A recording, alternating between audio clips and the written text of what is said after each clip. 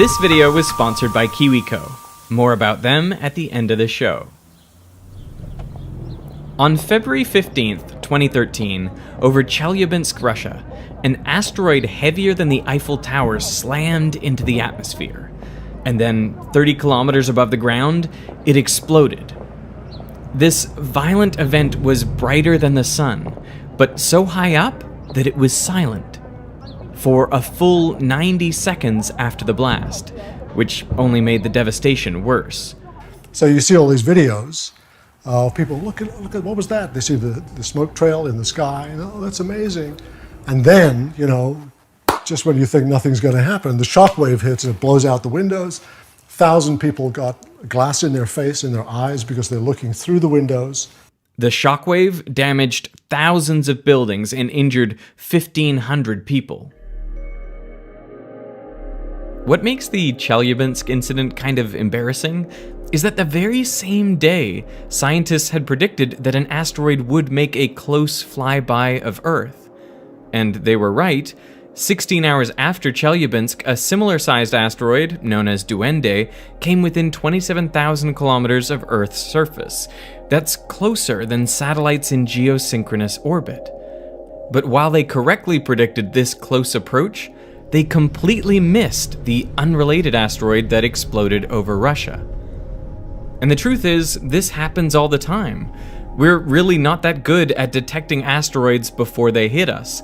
Since 1988, over 1,200 asteroids bigger than a meter have collided with the Earth. And of those, we detected only 5 before they hit, never with more than a day of warning. With all our technology and all the telescopes across the Earth, not to mention the ones in space, why do we struggle to detect dangerous asteroids before they strike?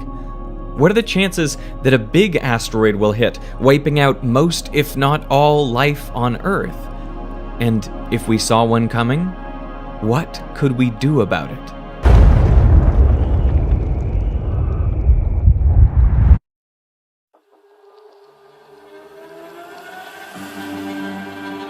Asteroids are the leftover debris from when our solar system formed.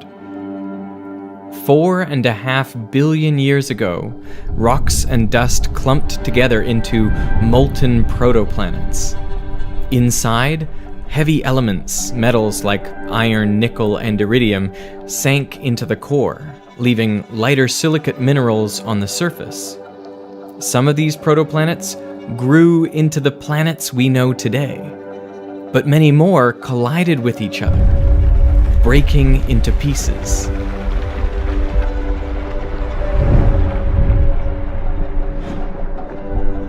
These pieces continued orbiting the sun and smashing into each other and breaking into even smaller fragments. These became the asteroids, which is why some of them are rocky, loose conglomerates of gravel-sized rocks called rubble piles, and others, from the cores of planetesimals, are mostly metal. So this is an iron meteorite, and essentially it's the piece of a core of a small planetary body, like basically a small planet, that formed 4.5 billion years ago, differentiated, so the core material fell out, and then this thing was smashed apart by a collision with another asteroid. That's the oldest thing you'll ever see. Most of the asteroids have stable orbits between Mars and Jupiter in the main asteroid belt, but some have made their way closer to Earth, and these are known as near-Earth objects. They are of greatest interest to us because of the threat they pose. In his last book, Stephen Hawking considered an asteroid impact to be the greatest threat to life on Earth. But finding asteroids is difficult for several reasons. Most are spotted by ground-based telescopes. So what you do is you take a sequence of pictures, 1, 2, 3, 1, 2, 3, 4, and you look for essentially a moving dot.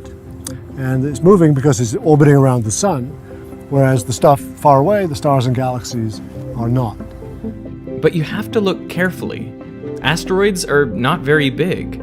They range from meters up to kilometers in size. And in the vast expanse of space, rocks like that just don't stand out. And even the small ones can be damaging. The Chelyabinsk meteor was only around 20 meters in diameter, roughly the width of 2 school buses.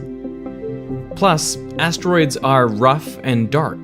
They only reflect around 15% of the light that hits them. So our best chance to see them is when they're fully illuminated by the sun.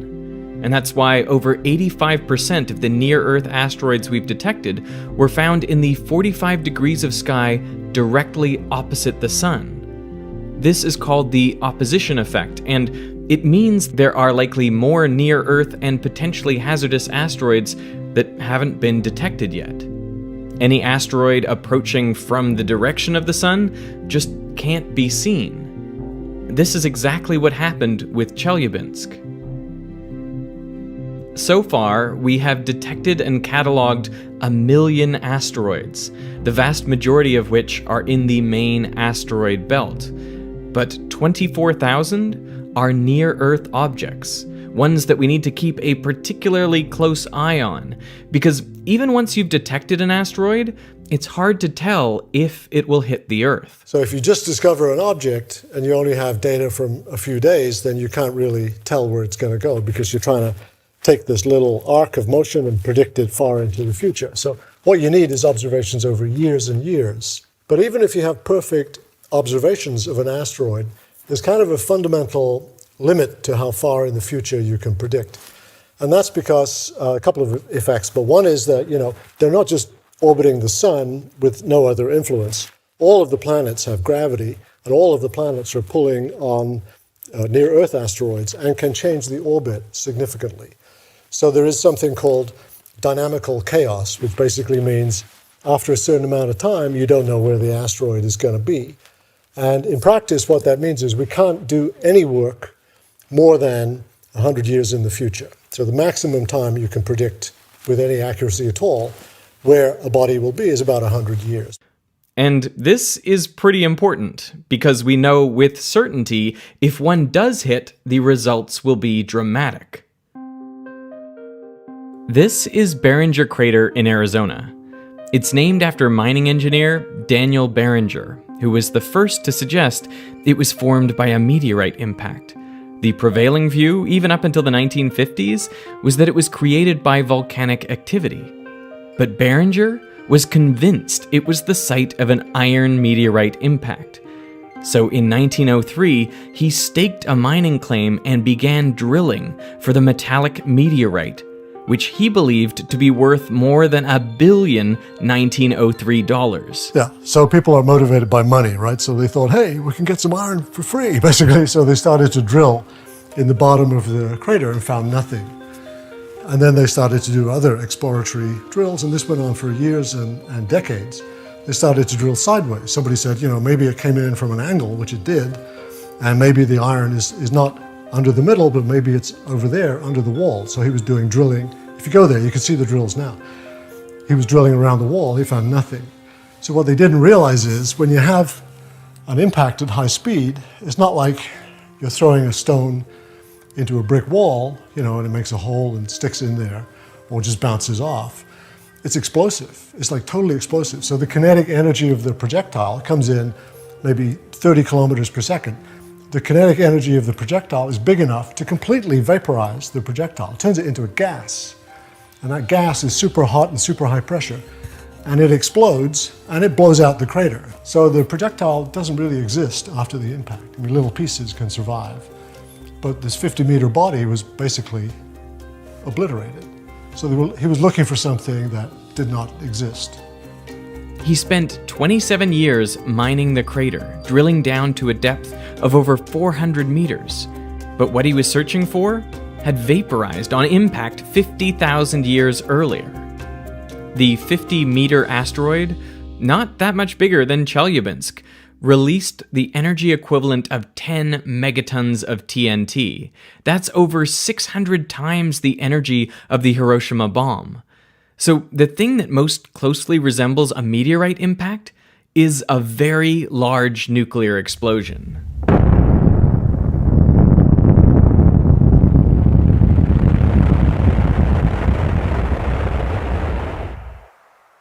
This is the actual size of the T-Rex skull. And I thought, this is such a cool thing, I gotta have it. So I bought the T-Rex. The dinosaurs were wiped out by a 10-kilometer sized asteroid that hit about 65 million years ago. So above a critical size, which is probably a couple of kilometers, an impactor delivers so much energy that it has a global effect.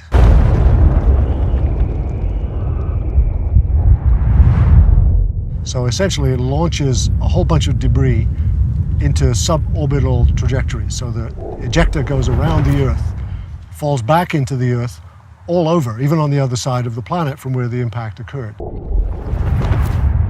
And what that means is the whole sky lights up with wall-to-wall meteors.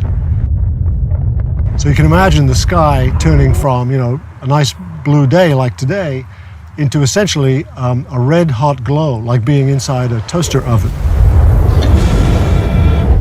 So the first effect of this impact, apart from the initial blast near where the actual impact occurred, the first effect is the sky turns into a great source of heat and it cooks everything on the ground. So these guys were basically cooked. Cooked alive. Cooked alive as they're walking around. The only animals that had a chance were the ones living in tunnels under the ground or maybe in the water. And they were able to come back and take over without having to deal with the dinosaurs as a major obstacle. What are our chances that Earth gets hit by another 10-kilometer or bigger asteroid? In your lifetime, assume you live to be 100 years old, you have a 10-kilometer impactor like the KT extinction event every 100 million years or something like that. So the probability of getting it in 1 year is 1 in 100 million. So you have 1 in a million chance of dying from a 10-kilometer impactor. But because we know that there are no 10-kilometer impactors with a path that intersects the Earth for the next 100 years, your chance of dying from that is actually 0. So work done already has reduced that down, from 1 in a million to nothing. So the good news is there won't be another dinosaur-style extinction event in our lifetimes. But there are exponentially more asteroids of smaller sizes. For every 10-kilometer asteroid, there are roughly 1,000 1-kilometer asteroids, and they're still capable of doing a lot of damage. 1 or 2 kilometers is capable of causing local but massive damage. So that means, instead of wiping out the entire world, you would wipe out the equivalent of some European country, like France or Germany, to mention 2 of my favorites. So you would obliterate those countries with the impact of a 1 or 2 kilometer sized body. Do we know about all the 1 to 2 kilometer bodies that could hit us? We think that we know 90-something%, maybe 98% of those bodies have been identified, and we have their orbits, and we can make reasonable predictions for the next 10 years or something about where they'll be. And we seem to be okay at the moment. But, what about the ones that are just a little bit less than a kilometer? What about the ones that are 800 meters? That's still pretty savage if it hits. And this is possibly where the greatest threat of asteroids remains. A few hundred meters is large enough to obliterate a large city, but small enough that we haven't detected them all yet. We're missing a lot of 100-meter sized projectiles, and those guys are big enough to cause substantial damage on the Earth depending on where they hit. So it could destroy a city? Yeah, it would knock down the buildings in the city, it would cause citywide fire, and if it hit the ground, it would throw up ejecta that would come back down and rain on the ground. It would be high-speed ejecta that would obliterate a 100-kilometer zone around it. And this could happen tomorrow? Well, it could, yeah. If we saw a big one coming, what's our best bet could we do anything about it? What would we do about it? Is there anything we can do to actively... No, there's nothing we can do. No. I was on a committee that looked at that, like 10 years ago. Like, what could we do? One option would be to try to bomb it. It's the standard thing. We don't know how that would work out. Even when you got it there, and even if you could explode it on the surface or in the surface, it's not clear what you would do, because typically what happens is you blow up a body and the fragments move out, they expand out, but not very quickly, and then gravity pulls them back together again. So it would reform as a rubble pile if it was not already a rubble pile to begin with, which it probably would be because of past impacts. So blowing up a rubble pile is something that we don't really know about. Another idea is you could be all gentle and attach a rocket to the asteroid and just try to push it aside. Let's nudge it aside. Instead of trying to blow it up, let's just push it gently aside so that it deflects it and it doesn't hit the Earth. The trouble is, when you work out the numbers, none of the rockets that we have can push it around enough. You would have to keep the rockets attached to the surface, which we don't know how to do. Remember, it's a rotating body for centuries to have a significant effect on the motion of the asteroid. So forget bombs, forget attaching rockets. Ablating the surface, basically you boil the surface with a laser. We don't have any lasers powerful enough and probably can't make lasers powerful enough to do that from the Earth. We would have to take the lasers to the object, which is even more difficult.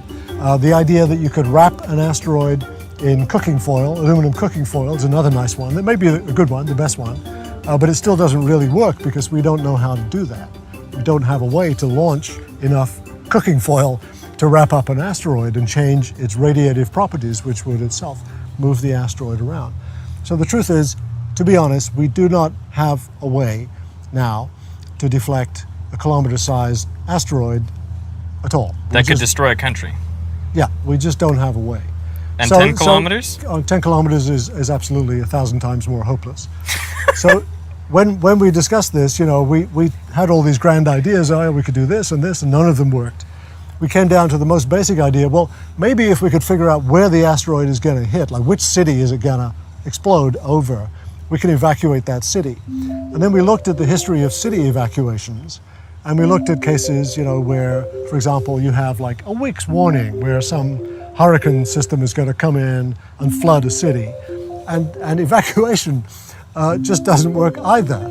And the reason is very, very simple. Like going into a city, there are not that many freeways. If you have millions of people trying to get on a freeway, the first time a car breaks down, you block that freeway. So instantly you have millions of people trying to get out of the target zone, and they won't be able to because all of the roads will be instantly blocked. So again, even evacuation of a city is probably the most hopeful thing that we could try to do. Even that's really, really difficult because of the large numbers of people involved. What I think all reasonable people would conclude is, let's do the thing that we can do first. So let's look for them. Let's do the surveys. Let's build the telescopes. Let's put this telescope in space. That will be a major contribution to understanding the threat from the asteroids. And then, when we find a particular object that looks especially dangerous, then we can focus on it. We can focus everything we have on it. And we can begin to think seriously and with real motivation about ways to deflect it. Now, if you're concerned about the world ending in an asteroid impact, let me set your mind at ease. There are many other potential global catastrophes summarized in this map of doom made by my friend Dom over at Domain of Science. So if you want to see which of these horrible scenarios is likeliest to be our downfall, well, go check out the video on his channel. My oldest now knows how to do the sponsor message. Do you want to say it? This episode is sponsored by KiwiCo. Very good. KiwiCo creates awesome projects and toys to get kids making. They offer 8 subscription lines for kids of all ages, all the way down to newborns. And with the holidays right around the corner, KiwiCo is the perfect gift idea. As a parent, I know that lots of gifts get unwrapped and played with for a little while, but then kids lose interest. But a KiwiCo Crate subscription will keep kids engaged, learning, and making throughout the year. Now, I use their crates with my sons, and they are a lot of fun while also being educational. And I want my kids to see learning as a form of play, and KiwiCo really helps me do that. Plus, all the supplies you need come right in the box, so you never need to run out to the store. Now here I built a perpetual calendar, a reminder that each passing day brings the chance of an asteroid impact. For viewers of this video, KiwiCo is offering 50% off your first month of any crate. Just go to kiwico.com/veritasium50 and I'll put that link down in the description. So I want to thank KiwiCo for sponsoring Veritasium, and I want to thank you for watching.